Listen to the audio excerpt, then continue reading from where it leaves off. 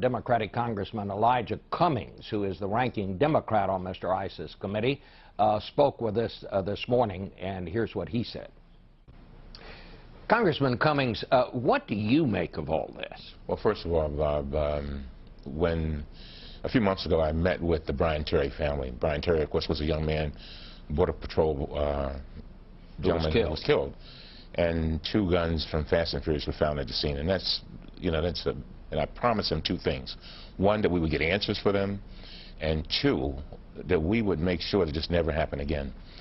I think basically what we have here is a situation where we're not getting a responsible and balanced investigation.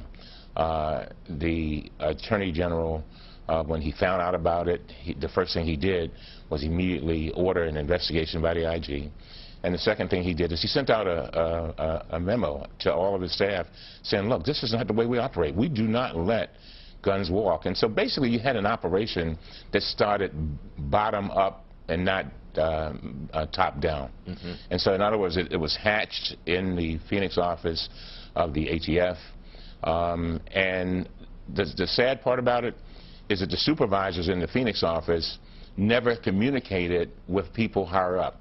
And all the evidence that I've seen points that this was a more of a local issue that never got to higher ups. And certainly there was nothing, nobody has said that the Attorney General was briefed about it.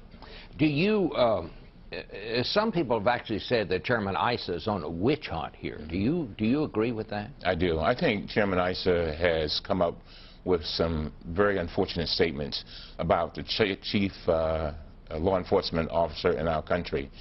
And he's come up with these statements, and then he goes in search of the facts.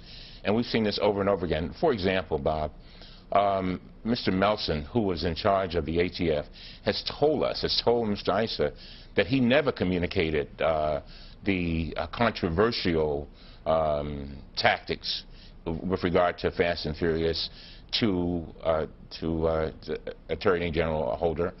And as a matter of fact, 15 folks because you know why he didn't do it? Because he didn't know it. He didn't even know it. Mm-hmm. So then this is the head of ATF, and we've also interviewed 15 others in ATF who said that they didn't know it or that it was not communicated. But yet and still, Chairman Issa goes out there and Republicans accusing the highest law enforcement officer in the land of being an accessory to murder and things of that nature, and calling for his resignation.